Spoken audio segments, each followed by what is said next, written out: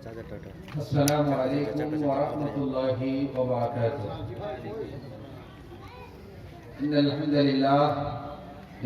لله نحمده ونستعينه ونستغفره ونؤمن به ونتوكل عليه ونعوذ بالله من شرور أنفسنا ومن سيئات أعمالنا. من يهده الله فلا مضل له ومن يضلله فلا هادي له. أشهد أن لا إله إلا الله وأشهد أن محمدا عبده ورسوله. بعد أعوذ بالله من الشيطان الرجيم. بسم الله الرحمن الرحيم. وقضى ربك ألا تعبدوا إلا إياه وبالوالدين إحسانا. وقال النبي الكريم صلى الله عليه وسلم عن عبد الله بن مسعود رضي الله تعالى عنه قال: سألت النبي صلى الله عليه وسلم: أي العمل أحب إلى الله؟ قال: الصلاة على وقتها. قلت: ثم أي؟ قال: بر الوالدين. قلت: ثم أي؟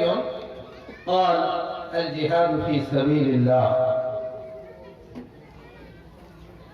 সম্মানিত সুশিক্ষিত যোগ্যতম উস্তাদ মুহতারাম ফজিলাতুল শেখ মতিউর রহমান আল মাদানী হাফিজাহুল্লাহ, শ্রদ্ধেয় সম্মানিত সুশিক্ষিত আজকের সভার সভাপতি সাহেব এবং মঞ্চে উপস্থিত উলামায়ে কেরাম, আমার সামনে বসে থাকা ইসলাম দরদি ভাই সকল, আজকে আমি যে বিষয় নিয়ে আপনাদের সামনে আলোচনা করব বলে মনস্থ করেছি সেটা হচ্ছে পিতামাতার হক।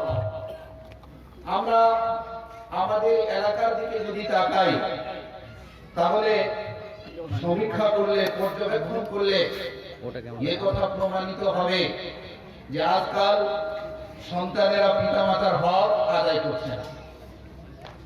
কোন ছেলে পিতামাতাকে ধমক দিচ্ছে, আবার কেউ তিরস্কার করছে, আবার কেউ কেউ নিজের পিতামাতাকে বাড়ি থেকে বের করে দিচ্ছে। এ ধরনের ঘটনাও আমরা গ্রামে দেখে থাকি। কিন্তু আফসোস লাগে, আমাদের কামিয়াবির জন্য, আমাদের সাফল্য মণ্ডিত হওয়ার জন্য আল্লাহ তাবারক ওয়া তাআলা বিভিন্ন ধরনের পথ বলে দিয়েছেন, বিভিন্ন ধরনের ইবাদতের কথা বলে দিয়েছেন, বিভিন্ন ধরনের নেক আমলের কথা বলে দিয়েছেন। ওই সমস্ত নেক আমলগুলোর মধ্য থেকে একটি অন্যতম আমল, একটি গুরুত্বপূর্ণ আমল হচ্ছে পিতা মাতার হক আদায় করতে পারলে আমরা সাফল্যমণ্ডিত হব এবং আমাদের ঠিকানা হবে জান্নাত।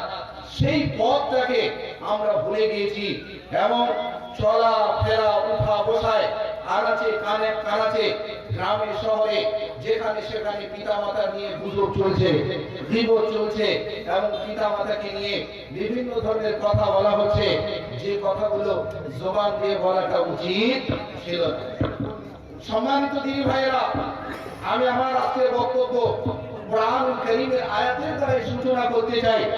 আল্লাহ তাবারক ওয়া তাআলা বলেন, আপনাদের মনোযোগ চাচ্ছি এবং যে সমস্ত লোকেরা স্টেজে এখানে উপস্থিত নেই তাদের কাছে বিনীত অনুরোধ করব যে আপনারা তাড়াতাড়ি করে মজলিসে এসে উপস্থিত হয়ে যান এবং গুরুত্বপূর্ণ আলোচনা হবে। এই আলোচনাগুলো শ্রবণ করার পরে সেটাকে আমলে পরিণত করার চেষ্টা করব। আল্লাহ তাবারক ওয়া তাআলা কোরআনুল কারীমের মধ্যে বলেন, ওয়া কাযা রাব্বুকা আল্লা তা'বুদু। পৃথিবীর লোকেরা শুনে নাও, তোমার রব ফয়সালা করে দিয়েছে, চূড়ান্ত সিদ্ধান্ত করে দিয়েছে যে তোমরা এক আল্লাহ ব্যতীত অন্য কারো ইবাদত করবে না। কোন অমুসলিম ভাইয়ের ইবাদত চলবে না, কোন পীরের ইবাদত চলবে না। ইবাদত হবে শুধুমাত্র আল্লাহর জন্য। নামাজ আদায় করবে আল্লাহর জন্য, রোজা রাখবে আল্লাহর জন্য, সিয়াম পালন করবে আল্লাহর জন্য, এমনকি কুরবানি করবে, এই কুরবানিটাও হবে শুধুমাত্র আল্লাহ রাব্বুল আলামিনের জন্য। অতএব যদি কেউ ইবাদতের মধ্যে অন্য কাউকে শরীক করে নেয়, অর্থাৎ আমি নামাজ আদায় করছি লোকেদেরকে দেখানোর জন্য, তাহলে আল্লাহ ব্যতীত অন্য কারোর জন্য ইবাদত করা হয়ে গেল। আর যদি কোনো ব্যক্তি এভাবে করলো তাহলে মনে করে নিতে হবে সে যেন এই আয়াতের প্রথম টুকরা, প্রথম অংশকে অস্বীকার করে ফেললো। কেন?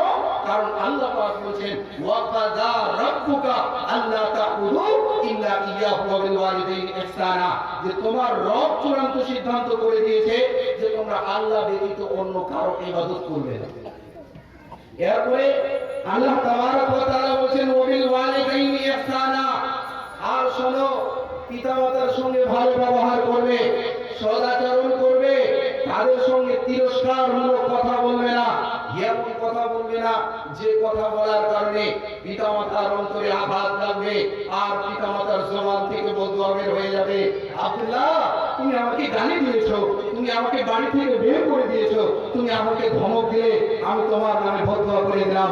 পৃথিবীর লোকেরা, বারহাস গ্রামের লোকেরা, অত্র মজলিসে উপস্থিত লোকেদেরকে আমি বলতে চাই, যদি পিতা মাতার কাছ থেকে এ ধরনের বদদোয়া বের হয়ে যায় তাহলে এই দোয়া আল্লাহ তাবারক ওয়া তাআলা কবুল করে নেন। আর কবুল করে নেওয়ার পরে তাই হয় যে বদদোয়া করা হয়েছে। অতএব পিতা মাতার সঙ্গে ভালো ব্যবহার করতে হবে, খারাপ ব্যবহার করলে চলবে না। আমি আপনাকে বলতে চাই পিতা মাতার সঙ্গে সৎ আচরণ করতে হবে, ভালো ব্যবহার করতে হবে। এই জন্যই তো বিশ্বনবী বলেছিলেন, হযরত আব্দুল্লাহ ইবনে মাসউদ রাদিয়াল্লাহু তাআলা আনহু বলেছেন, আইয়ুল আমালি আহাব্বু ইলাল্লাহ। বিশ্বনবী, আমি আপনার কাছে জানতে চাই, বলুন তো আল্লাহর নিকটে সবথেকে পছন্দনীয় আমল কোনটি? সবথেকে পছন্দনীয় আমল নামাজ, রোজা, হজ, যাকাত না, ওগুলো আমল আল্লাহর নিকটে সবথেকে পছন্দনীয় না, যেটা এই হাদিসের মধ্যে বর্ণনা করা হয়েছে। কি তাহলে? বিশ্বনবী বললেন যে আল্লাহর নিকটে সবথেকে পছন্দনীয় আমল হচ্ছে সময় মতো নামাজ আদায় করা। ওই সমস্ত লোকেরা যারা আযান শোনার পরে ঘরে বসে আছে, চিন্তায় মগ্ন আছে, আরে জামাত শুরু হওয়ার তো এখন 20 মিনিট রয়েছে, 20 মিনিট হোক, তারপরে আমি তাড়াতাড়ি করে মসজিদে চলে যাব, ওযুখানা তো ওখানে রয়েছে, তাড়াতাড়ি করে ওযু করব এবং জামাতের মধ্যে শরীক হয়ে যাব। প্রিয় দিনী ভাইরা, এটা আল্লাহর নিকটে পছন্দনীয় আমল নয়। আল্লাহ রাব্বুল আলামিন বলেছেন বিশ্ব নবীর মারফতে পছন্দনীয় আমল হচ্ছে, আল্লাহর নিকটে মাহবুব আমল হচ্ছে সালাত আদায় করা সময় মতো। আসসালাতু আলা ওয়াক্তিহা, সময় বের হয়ে যাওয়ার পরে নামাজ আদায় করলে সেটা আল্লাহর নিকটে পছন্দনীয় আমল নয়। এরপরে আব্দুল্লাহ ইবনে মাসউদ বলেছেন, সুম্মা আইয়ান ইয়া রাসূলুল্লাহ, হে আল্লাহর রাসূল, এরপরে আল্লাহর নিকটে সবথেকে পছন্দনীয় আমল কোনটি? তখন বিশ্বনবী বলেছিলেন, বিরুল ওয়ালিদাইন, পিতামাতার সঙ্গে ভালো ব্যবহার করা, নেক ব্যবহার করা, তাদের সাথে তিরস্কারমূলক কথা না বলা। প্রিয় দিনী ভাইরা, এই সম্পর্কটার সঙ্গে, এই অংশটার সঙ্গে আজকে আমার বিষয় রয়েছে। আমি আপনাকে দেখাতে চাই পিতা কাকে বলে, মাতা কাকে বলে। আমি আজ থেকে 10 থেকে 12 বছর আগে যখন কিষানগঞ্জ মাদ্রাসায় পড়ছিলাম, তো ক্লাসের পরে আমি প্রতিদিন এসে সাইফুল্লাহ ভাইয়ের দোকানে আনন্দবাজার পত্রিকা এবং উত্তরবঙ্গ সংবাদ শুনতাম এবং দেখতাম। দেখার পরে হঠাৎ করে একদিন ঘটনা আমার চোখের সামনে পড়লো, আমি পড়তে শুরু করলাম, দেখলাম যে ওখানে একটি মা ট্রেনে উঠেছে। এই মার প্রসব বেদনা হলো, ডেলিভারি ছিল, প্রসব বেদনা হলো, চলো প্রসব বেদনা হয়েছে, এখানে তো অনেক লোক আছে, এদের মাঝে আমার প্রসব বেদনাটা উঠবে বা আমার যদি প্রসব হয় আমার মান সম্মান হানি হবে, চলো আমি যাই শৌচালয়ে। ট্রেনের মধ্যে যে বগি, ওই বগির শৌচালয়ে চলে গেলেন কে? ওই মেয়ে। এরপরে প্রসব বেদনা হলো, ওই সন্তান জন্মগ্রহণ করলো। জন্মগ্রহণ করার পরে যন্ত্রণা বেদনার কারণে সে আর নিজেকে কন্ট্রোল করতে পারছে না, সে নিজেকে কাবু করতে পারছে না। দেখা গেল কিছুক্ষণের মধ্যেই যে সন্তান জন্মগ্রহণ করেছিল ওই সন্তান ওই শৌচালয়ের ছিদ্র দিয়ে নিজের মধ্যে পড়ে গেল। বলেন, যে মুহূর্তে যখন মা যন্ত্রণায় কাতর হয়ে আছে, বেদনা হচ্ছে, রক্ত বের হচ্ছে, ওই অবস্থাতেও নিজের সন্তানের খেয়াল করছে এবং নিজেকে কন্ট্রোল করে দাঁড় করে নিচ্ছে এবং দাঁড় করে নেওয়ার পরে ওই চলন্ত ট্রেনে চলন্ত অবস্থায় শৌচালয় থেকে বের হচ্ছে এবং ট্রেনের দরজা দিয়ে নিচে নেমে যাচ্ছে, পড়ে যাচ্ছে। আর পড়ে যাওয়ার কারণে তার চামগুলো ছিঁড়ে পড়ে যাচ্ছে, রক্ত বের হচ্ছে, কোথাও হাড়ের মধ্যে লেগেছে, এমন অবস্থায় সে দৌড়তে শুরু করছে, আমার সন্তান কোথায়, আমার সন্তান কোথায় পড়লো, চলো আমি দেখি। এভাবে করতে করতে করতে ওই সন্তানকে পেয়ে নিচ্ছে। সন্তানকে নিজের কোলের মধ্যে নিয়ে তার যে যন্ত্রণা, তার যে বেদনা, সে বেদনাটাকে ভুলে যাচ্ছে। এটা হচ্ছে মা। ওই মাকে আমরা ভুলে গেলাম। ওই মা যখন আমার টাকা হলো, যখন আমি বিবাহ করলাম, ওই মাকে আমি ভুলে গেলাম। আমার স্ত্রীর কারণে আমি মাকে মাঝে মধ্যে বকাঝকা করি, আমার মাকে আমি মাঝে মধ্যে তিরস্কার করি। আমরা মাকে চিনতে পারলাম না। মায়ের কি অবদান রয়েছে, মায়ের কি ফজিলত রয়েছে, মায়ের কি মর্যাদা রয়েছে, আমি হাদিস দিয়ে আপনার কাছে দেখাতে চাই। বিশ্বনবীর নিকটে এক সাহাবী চলে আসে। রাসূল সাল্লাল্লাহু আলাইহি ওয়াসাল্লাম, মান আহাক্কু বিহুসনি সাহাবাতি, আমার উত্তম ব্যবহার, আমার চরিত্র ভালো ব্যবহার পাওয়ার সব থেকে বেশি অধিকার কে বলে? বিশ্বনবী কি বলেছেন? উম্মুকা, তেরা মা, তেরি মা, তোমার মা সব থেকে বেশি তোমার চরিত্র, তোমার ব্যবহার পাওয়ার অধিকারী। এরপরে ওই সাহাবী বললেন, এরপরে কে? বিশ্বনবী আবার বললেন, তোমার মা। এরপরে আবারও প্রশ্ন করলেন যে এরপরে আমার চরিত্রের সব থেকে বেশি অধিকারী কে? বিশ্বনবী বললেন, উম্মুকা, তোমার মা। তার মানে বিশ্বনবী মুহাম্মদুর রাসূলুল্লাহ সাল্লাল্লাহু আলাইহি ওয়াসাল্লাম এই পৃথিবীতে মহিলাদেরকে, মাদেরকে তিনটি হক দিলেন, তিনবার হক দিলেন। কেন? কারণ 9 মাস 10 দিন পর্যন্ত পেটের মধ্যে রেখেছিলেন, কত কষ্ট হয়েছিল, খেতে বসেছে, হঠাৎ করে আপনি যখন সন্তান ছিলেন, মায়ের পেটে ছিলেন, আপনি লাত মেরে দিয়েছিলেন। লাত মেরে দেওয়ার কারণে ওই যে মাংস ভাত, গরুর মাংস এবং পোল্ট্রির মাংস, যে মাংসটাকে আপনি পছন্দ করেন, ওই মাংস সামনে রয়েছে, খেতে শুরু করেছে, হঠাৎ করে পেটে লাত মারলো, যন্ত্রণা হলো, বেদনা হলো। তবে এই যন্ত্রণা এবং বেদনাকে লাত মেরে দিয়ে সে নিজের সন্তানের জন্য বাড়ির ওই বিছানার মধ্যে দিয়ে শুয়ে গেল। খানাটাকে, খাওয়া দাওয়াটাকে, খাদ্যটাকে লাত মেরে দিল। ইনি হচ্ছেন মা। এজন্যই বিশ্বনবী এই পৃথিবীতে মহিলাদেরকে অধিকার দিয়েছেন। আর আজকালকার কিছু ছেলেমেয়েরা রয়েছে, কিছু লোক রয়েছে বলে ইসলাম মহিলাদেরকে অধিকার দেয়নি। আরে ভাই, মহিলাদেরকে অধিকার দেয়নি এই হাদিসটা একবার যদি তুমি শুনে নিতে আর একবার যদি তুমি পড়ে নিতে, তাহলে তোমার জবান থেকে, তোমার চ্যানেল থেকে এ ধরনের খবর শেয়ার হতো না যে মহিলাদের অধিকার দেওয়া হয় ইসলামের ভিতরে। আসলে এটা ভুল, এ কথা ঠিক নয়। আমি আপনাকে বলতে চাই, ইসলামে মা বাবার অনেক হক রয়েছে। এই হকগুলো যদি আপনি পালন করতে পারেন, তাহলে আপনি জান্নাতি হতে পারেন। আর যদি আপনি এই হকগুলো পালন না করতে পারেন, তাহলে পিতামাতার কারণে হতে পারে আপনি জাহান্নামে চলে যাবেন। একটি ঘটনা আমি আপনাদেরকে শোনাই।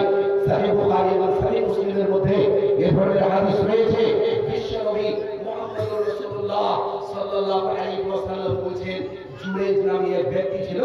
এই ব্যক্তি খুব আল্লাহর ইবাদত করত এবং সব সময় ইবাদতে মগ্ন থাকত। পৃথিবীর আর কোনো লোক লালসা নেই, শুধুমাত্র ইবাদত আর ইবাদত। একদিন হঠাৎ করে তার না এসে বলছে, এই কথা যখনই বললো, ওই অবস্থায় জুরেজ নামাজরত অবস্থায় ছিলেন, নামাজ পড়ছিলেন। নামাজরত অবস্থায় তিনি ভাবতে শুরু করলেন, একদিকে মা আর একদিকে নামাজ, আমি কোনটা করব? বলেন ভাইরা আমার, ফরজ নামাজের পরে নফল নামাজ, সুন্নতি নামাজ, এই নামাজগুলোর থেকেও বেশি অতি উত্তম এবং ফজিলতময় জিনিস হচ্ছে মায়ের অনুসরণ করা, মায়ের ইত্তেবা করা। জুরেজ দেখলো একদিকে মা ডাকছে, আরেকদিকে আমি নামাজ আদায় করছি, কি করব ভেবে পেল না। শেষ পর্যন্ত সে নামাজরত অবস্থায় থাকে। নামাজ পড়লো, মায়ের কথা শ্রবণ করলো। দ্বিতীয় দিন আবার মা চলে আসলো। ওই দিন আবারও নামাজরত অবস্থায়, নামাজরত আছেন, আবার দেখছেন একদিকে মা আর একদিকে নামাজ। আমি কি করবো? শেষ পর্যন্ত আমার ভাইরা, আমার বন্ধুরা, সে নামাজের মধ্যেই রত থাকলো, আবার মায়ের কথা শ্রবণ করলো না। অথচ সে নামাজ আদায় করছে। নামাজ তো ভালো জিনিস, কারণ নামাজ পরিপূর্ণই হচ্ছে আল্লাহ রাব্বুল আলামিনকে ডাকা।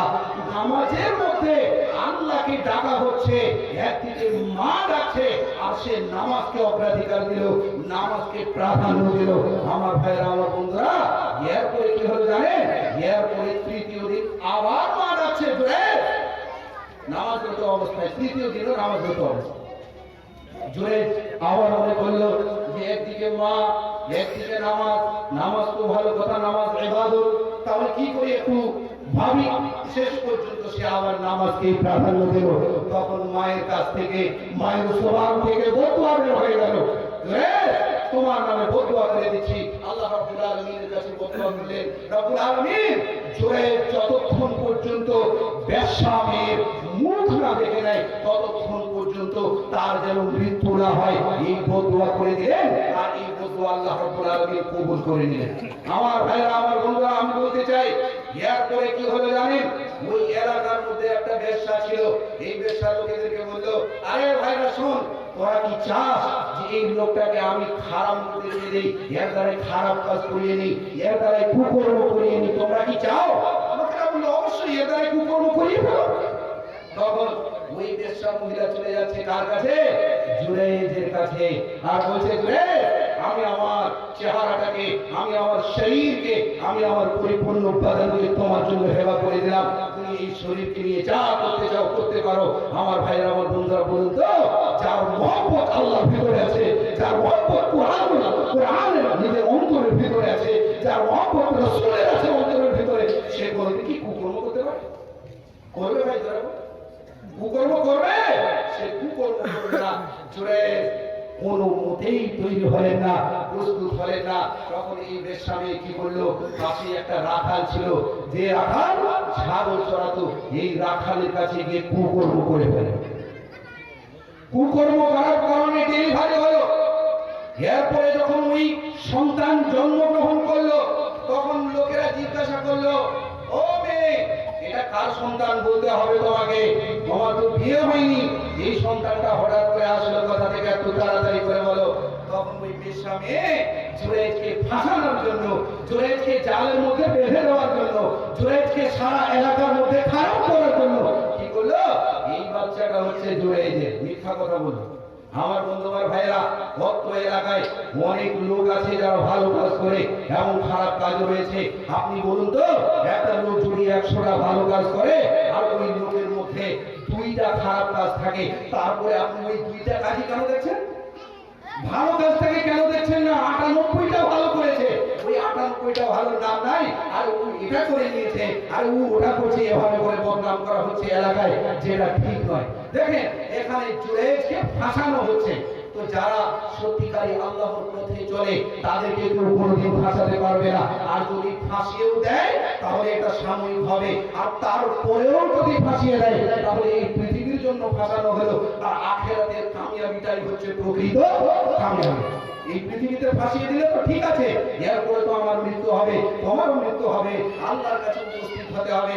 একদিকে থাকবে আসফাকুর রহমান বুখারী, আর যে ব্যক্তি আমার উপরে জুলুম করেছিল ওই ব্যক্তিকেও পাশে নিয়ে আসা হবে। তো যাই হোক, আমি যে কথাটি বলছি, জুরাইজকে ফাঁসিয়ে দেওয়া হলো। লোকেরা তাড়াতাড়ি করে গেল জুরাইজের ওই গির্জা ঘরে, গির্জা ঘরটাকে ভেঙে দিল, আর ভেঙে দিয়ে জুরাইজকেও মারতে শুরু করলো। জুরাইজ বলল, আরে আমাকে কেন মারছো, কারণটা কি একটু তাড়াতাড়ি করে বলে দাও। তখন লোকেরা বলল, তুমি এমন কথা বলছো, তুমি তো কুকর্ম করেছো এই মহিলাটার সাথে, যার কারণে এই সন্তান জন্মগ্রহণ করেছে। তখন জুরাইজ বলল, তোমরা আমাকে একটু সময় দাও। কি সময়? 2 রাকাত নামাজ আদায় করবো, নামাজ আদায় করার পরে ওই সন্তানটাকে কাছে নিয়ে আসা হোক, আর ওই মহিলাটাও থাকবে, বেশ্যা মহিলাটাও থাকবে, সবাই থাকবে উপস্থিত, আর নামাজ আদায় করার পরে এই ফয়সালা হবে, এই সিদ্ধান্ত হবে। অতএব নামাজ আদায় করলেন।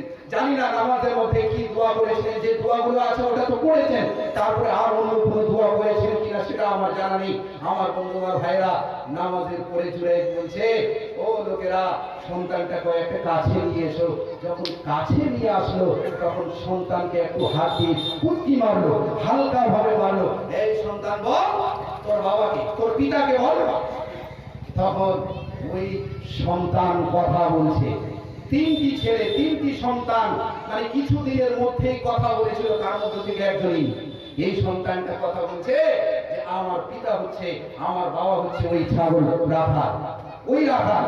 আমার বন্ধু, আমার ভাইরা, যখন এই দৃশ্য দেখতে পেল লোকেরা, তখন নিজে আফসোস করতে লাগলো, আর আমরা কেন ওই জুনাইদের গির্জা ঘরে ফেলে দিলাম, জুনাইদকে কেন মারধর করলাম, এইভাবে করে তারা আফসোস করতে লাগলো, দুঃখ করতে লাগলো। আরে জুনাইদ, আমাদের ভুল হয়ে গেছে, একটা কাজ করি, তোমার ওই গির্জা ঘরটাকে স্বর্ণ দিয়ে বানিয়ে দিই, স্বর্ণ। তখন জুনাইদ বলেছিলেন, না, স্বর্ণের বানানোর দরকার নেই, যেভাবে আমার গির্জা ঘর আছে ওইভাবেই আমার গির্জা ঘরটাকে বানিয়ে দাও। আমার বন্ধু আর ভাইরা বলছি, যদি পিতা মাতা আছে, এই পিতা মাতার সঙ্গে খারাপ ব্যবহার করবেন না। যদি পিতা মাতার কাছ থেকে বদদোয়া বের হয়ে যায়, তাহলে এই বদদোয়া আল্লাহ রাব্বুল আলামিন কবুল করে নেবেন। যা জুনাইদের সঙ্গে ঘটলো, আমি বলতে যাচ্ছি, সাময়িকভাবে হলেও জুনাইদকে কিছুক্ষণের জন্য দুঃখ, বেদনা, যন্ত্রণা, আফসোস করতে হয়েছে। এটা কেন হলো? এটা এজন্যই হলো যে বিশ্বনবী মুহাম্মদুর রাসূলুল্লাহ সাল্লাল্লাহু আলাইহি ওয়াসাল্লাম বলেছেন, মায়ের বদদোয়া আল্লাহ রাব্বুল আলামিনের নিকটে কবুল হয়ে যায়। আর মায়েদেরও কিছু খারাপ ব্যবহার আছে, হালকা কিছু হলো তাড়াতাড়ি করে সন্তানদের উপরে বদদোয়া করতে শুরু করলো। আমার বন্ধু আমার ভাইরা, এইভাবে বদদোয়া করাটা ঠিক নয়। এরপরে আমি আপনাকে বলি, বিশ্বনবী মুহাম্মদুর রাসূলুল্লাহ সাল্লাল্লাহু আলাইহি ওয়াসাল্লাম বলেছেন, ওই লোকটা ধ্বংস হয়ে যাক, ওই লোকটা বরবাদ হয়ে যাক, ওই লোকটা মরে যাক, ধ্বংস হয়ে যাক। সাহাবীরা জিজ্ঞাসা করলেন, এইলা মান ইয়া রাসূলুল্লাহ, কোন ব্যক্তি ধ্বংস হয়ে যাক, একটু তাড়াতাড়ি করে বলেন। বিশ্বনবী বললেন, মান আদরাকা ওয়ালিদাইহি, যিনি নিজের পিতামাতাকে বৃদ্ধাবস্থায় পেল, বৃদ্ধ অবস্থায় পেল, তারপরে তাদের খিদমত করে নিজেকে জান্নাতি বানাতে পারলো না, সে ধ্বংস হয়ে যাক, সে বরবাদ হয়ে যাক। তার মানে কি, বিশ্ব নবীও বলছেন, ওই ব্যক্তি, যে ব্যক্তি নিজের মা বাবাকে বৃদ্ধ অবস্থায় পেল, ওই বৃদ্ধ অবস্থায় পাওয়ার পরে খিদমত করে জান্নাতি বানাতে পারলো না, সে ভালো লোক নয়, সে ধ্বংস হয়ে যাক। অতএব যাদের পিতা মাতা বৃদ্ধ অবস্থায় চলে গেছে, জান্নাতের পথ এবং জান্নাত ক্রয় করার, জান্নাত অর্জন করার একটি অন্যতম রাস্তা হচ্ছে পিতা মাতার সঙ্গে ভালো ব্যবহার করা, পিতা মাতার সঙ্গে সৎ আচরণ করা। কিন্তু দুঃখ হয়, যে ছেলে 15 বছর, 16 বছর, 17 বছর হয়ে গেল, এবার চোখে দেখতে পাচ্ছে, বুঝতে পারছে, তখন একটি মেয়ের সঙ্গে প্রেম হয়ে গেল। এরপরে এই মেয়ের সঙ্গে প্রেম করতে করতে হঠাৎ করে বলছে যে এই মেয়েটার সঙ্গে আমি বিবাহ করব। পিতামাতা বললো, ঠিক আছে, বিবাহ করবো, আমি একটু দেখতে যাই। পিতামাতা যখন দেখতে যাচ্ছে, তখন দেখছে যে মেয়েটাকে আমার ছেলে পছন্দ করেছে, ওই মেয়েটা তো পর্দা করে না, ওই মেয়েটা তো নামাজ আদায় করে না, ওই মেয়েটা তো ভালো ব্যবহার নয়। যখন খুঁজে এইভাবে বর্ণনা করলেন, তখন মা বাবা বললেন, না রে ছেলে, তোকে এই মেয়েকে বিবাহ করতে হবে না। তখন ওই ছেলেটা কি করে, পিতাকে গুলি মারো, মাকে গুলি মেরে দাও, না, তোমাদের কথা আমি মানবো না, চলো মেয়েকে ফেরার করে নিয়ে এসো, মেয়েকে নিয়ে পালিয়ে যাই কলকাতা, মেয়েকে নিয়ে চলো বর্ধমান। কিছুদিন থাকলো, পিতামাতা মেরে নিয়ে বাড়ির মধ্যে নিয়ে আসলো। আমি বলতে চাই, এ ধরনের কুকর্ম করা, এ ধরনের খারাপ ব্যবহার করা, ইসলাম এটাকে জায়েজ করেনি। ইসলাম বলেছে পিতা মাতার খিদমত করা। আর এই জন্যই তো বলেছে আল্লাহ তাবারক ওয়া তাআলা, তোমরা উফ পর্যন্ত বলিও না, উফ শব্দটি বলা যাবে না, কারণ উফ শব্দটি আল্লাহ তাবারক ওয়া তাআলা ইনকার করে দিয়েছেন, বলা যাবে না, অস্বীকার করেছেন। এই কথা যদি বলে দেয়, তাহলে পিতা মাতার অস্বীকার হবে, কোরআনুল কারীমের অস্বীকার হবে, কোরআনুল কারীমের নাফরমানি হবে। অতএব আপনাদের কাছে বিনীত অনুরোধ হবে যে আপনারা পিতা মাতার সাথে ভালো ব্যবহার করবেন। অনেক কথা ছিল, সংক্ষিপ্ত সময়ের মধ্যে আটলান্টিক মহাসাগরকে যেভাবে ঝিনুকের মধ্যে ভরে দেওয়া অসম্ভব, ঠিক তেমনি ভাবে পিতামাতার হকটাকে এই 20 মিনিটের মধ্যে বলে দেওয়াটা অসম্ভব। আগামীতে ইনশাআল্লাহ সময় থাকলে আমি আপনাদের সামনে তুলে ধরার চেষ্টা করব। শেষে আল্লাহ তাবারক ওয়া তাআলার কাছে দোয়া করছি, আল্লাহ তাবারক ওয়া তাআলা তুমি আমাদের সবাইকে পিতামাতার খিদমত করার তৌফিক দান করো, আমিন। আকুলু কওলি হাযা ওয়া আস্তাগফিরুল্লাহ লি ওয়া লাকুম ওয়া লিসাইরিল মুসলিমিন। ওয়াসসালামু আলাইকুম ওয়া রাহমাতুল্লাহি ওয়া বারাকাতুহু।